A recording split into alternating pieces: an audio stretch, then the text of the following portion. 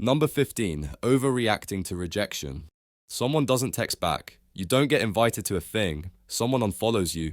Boom, your brain is suddenly spiraling like you've been banished from society and are moments away from starting a feral cave blog. This is the social exclusion alarm, and it dates back to when being left out didn't just hurt your feelings, it got you killed. Early humans depended on the tribe for everything: food, protection, fire, gossip. Getting rejected wasn't just emotionally bruising, it was a literal death sentence. So we evolved a system that treats rejection as an emergency. Your brain processes social pain in the same areas that handle physical pain. That's right, getting ghosted can hurt like stubbing your soul. Even worse, your brain tends to catastrophize. She didn't say hi turns into everyone hates me, I am a pariah, I shall now live in the woods. It's a software glitch in a world where being left on red doesn't equal death, but your ancient operating system still believes it's one missed group invite away from starvation and bear attacks. So yes, rejection stings way harder than it should, but at least you know the panic is just an evolutionary echo chamber yelling into your self-esteem. Number 14. Being weirdly scared of holes. Ever looked at a honeycomb, a lotus seed pod, or the clustered holes in coral and felt an overwhelming nope rise from the depths of your soul? You might have trypophobia, an unofficial but very real fear or discomfort around irregular patterns of small holes. Why would this be a thing, evolution? Of course. One theory is that clusters of holes resemble patterns found on diseased skin like pustules, parasites, or infection. So your brain, trying to protect you from whatever gross thing it thinks it's seeing, screams disgust before you even register what you're looking at. Another idea, those hole patterns look suspiciously similar to dangerous animals like venomous snakes or insects whose skin, eyes, or nests have similar textures, so the reaction might be a prehistoric don't touch that warning that got turned up way too high. Either way, it's irrational, it's creepy, and it makes staring at a strawberry feel like confronting an alien parasite. But it's not your fault. Your ancient visual processing system is just really dramatic and bad at context. So if you've ever felt personally attacked by a photo of a lotus pod, congrats, your survival instincts are just being gross and overprotective again. Number 13. Feeling like you're being watched. You're alone. You know you're alone. But your brain goes full crime thriller and whispers, someone's watching you. Suddenly, you're hyper aware of every shadow, every creak, and the fact that your back is way too exposed. This delightful paranoia is a product of the hypervigilance instinct, a little evolutionary safety net that's constantly scanning for threats, even imaginary ones. Back in prehistoric times, assuming you were being watched was a solid survival strategy, because if something was watching you, it probably wasn't admiring your vibes, it was deciding whether you'd pair well with fava beans. This instinct is so deeply wired that your brain will pick up on the subtlest cues, changes in light, a shift in air pressure, or that inexplicable vibe that makes your skin crawl. All of it gets filed under possible threat, and your body gets ready to either bolt or bite. And guess what? We're weirdly good at detecting stares. Studies show people can sense when they're being watched, even from behind. Your subconscious processes peripheral movement before your conscious brain even notices it. So if you've ever whipped around and caught someone staring, that wasn't intuition. That was your brain playing FBI agent. Basically, your body's philosophy is better paranoid than lunch. Number 12. Mimicking other people's yawns, emotions, and cries. You see someone yawn, and now you're yawning. Someone's crying in a movie, and you tear up too. You walk by a group of people laughing, and suddenly you're smiling like an idiot even though you didn't hear the joke. What's happening? Mirror neurons, baby. These are special brain cells that light up both when you perform an action and when you watch someone else do it. They're the reason humans are natural mimics, because copying emotion, bonding, and bonding survival. Back in the day, understanding what other people were feeling was crucial. If Ugg looks scared, you'd better be scared too, because maybe there's a tiger behind you that you haven't seen yet. Nowadays, this means you feel secondhand embarrassment during bad karaoke or tear up watching strangers hug in an airport. Your mirror neurons are like, if they're feeling it, we're feeling it. The same neurons are responsible for contagious yawns, sympathetic pain, and that weird urge to smile back at babies even when you're dead inside. So the next time you cry during a dog food commercial, just blame evolution. It turned your empathy dial all the way up, then broke the knob. Number 11, the startle jerk before you fall asleep. You're drifting off to sleep. It's peaceful. You're finally relaxed. And then bam, your whole body jerks like someone just tased your soul. This charming phenomenon is called a hypnic jerk, and it's a twitch your body does for absolutely no reason other than to remind you who's in charge. The sciencey explanation is that your nervous system gets confused as you transition from wakefulness to sleep. Your heart rate slows, your breathing deepens, muscles relax, and your brain, for some reason, interprets this as, oh no, he's dying, deploy emergency flail. Another theory, your ancient ancestors used to sleep in trees, so the jerk was your body's last-minute check to make sure you weren't falling out of a branch like an idiot. And even though you now sleep in a memory foam cocoon with 6 pillows and a Spotify rainforest playlist, your brain still panics like you're about to plummet into jaguar territory. It's annoying, it's weird, it ruins the best part of the night, but it's also your body's clumsy way of saying, don't die, love you. Thanks, evolution. Number 10, touching your face constantly. You're in a meeting, trying to look professional. Suddenly, you're scratching your nose, adjusting your eyebrow, resting your entire soul on your hand. Congratulations, you've touched your face 12 times in 30 seconds, and your ancient ancestors would be so proud. Touching your face isn't just a bad habit, it's a deeply wired self-soothing behavior. Evolution baked it in as a way to regulate stress, think through problems, and keep us slightly less feral in moments of uncertainty. Research shows we touch our faces more when we're anxious, deep in thought, or bored. Why? Because it stimulates certain nerve endings and calms parts of the brain. Basically, your own face is a built-in stress ball. Gross, but efficient. It also comes from grooming instincts. You've seen monkeys picking, patting, adjusting. Humans do the same thing, just with fewer bugs and more anxiety. The downside, germs, especially in the golden age of global pandemics. But do we stop? Nope. Because your subconscious is convinced that touching your face is bound comfort, is bound survival. It's like your hands are toddlers and your face is the forbidden cookie jar, and evolution is just sitting back like, yeah, that tracks. Number 9, craving sugar like it's oxygen. You're not hungry, you just ate. But then you walk past a donut shop and suddenly you'd sell your grandma for a glazed cruller. Why? Because your brain thinks sugar is survival gold and it hasn't gotten the update that you're not starving in a savannah anymore. See, back in prehistoric times, sugar was rare, like find a fruit once a season, rare. When your ancestors stumbled upon something sweet, the correct response was, eat all of it right now. Calories meant energy. Energy meant you didn't die. Easy math.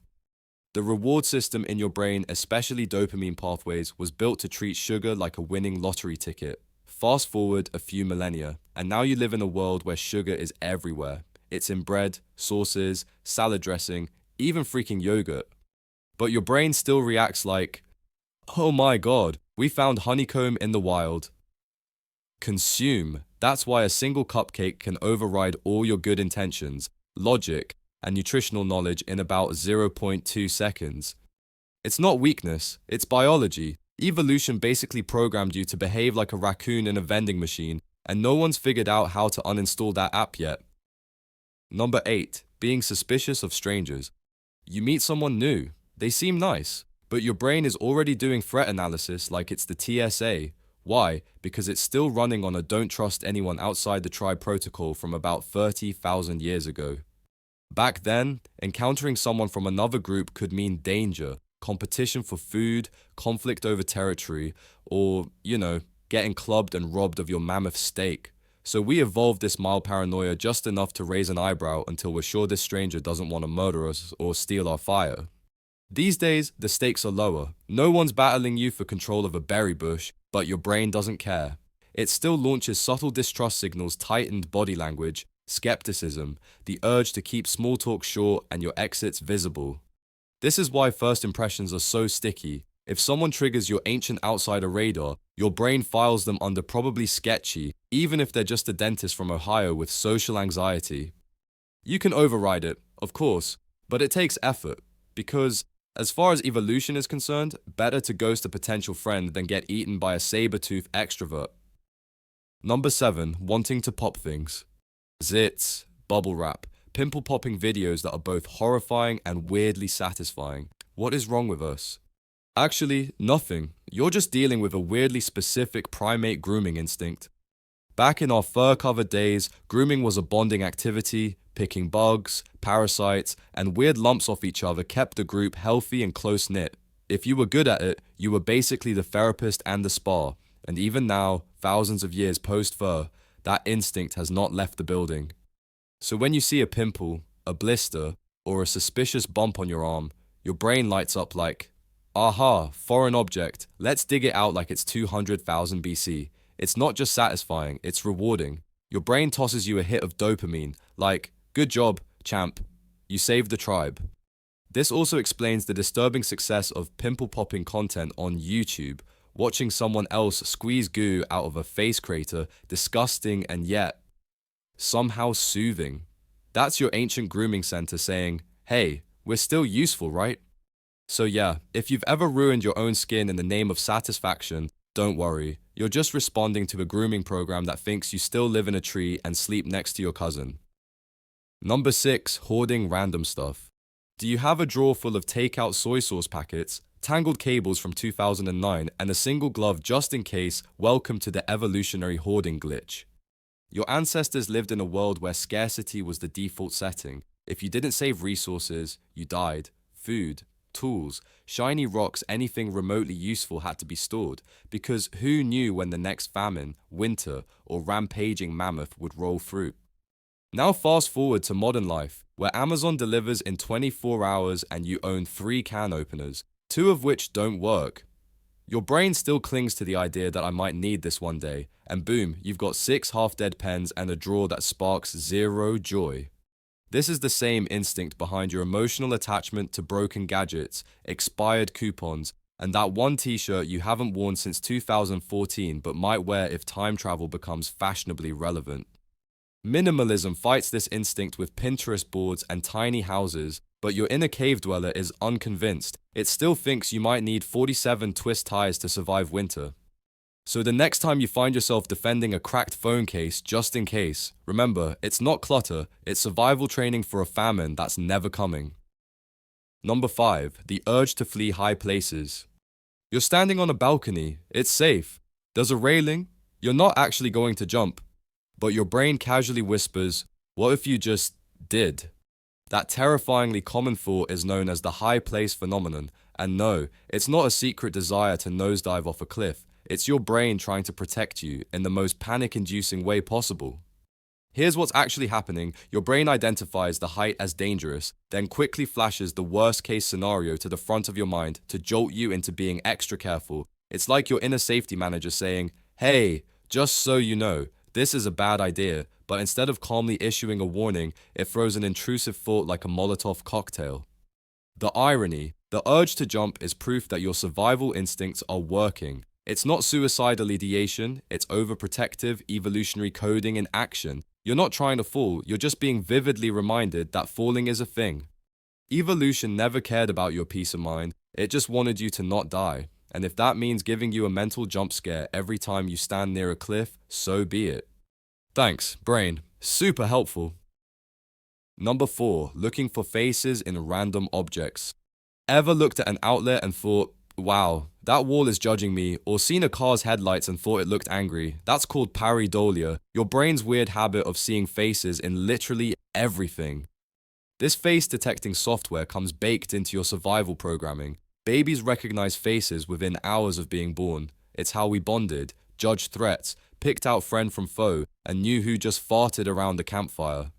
The downside, your brain is too good at this, so now it sees faces in clouds, toast, trees, furniture, electrical sockets, and piles of laundry. Your neural circuitry is running an overactive face detection subroutine 24/7, even when no faces are actually present.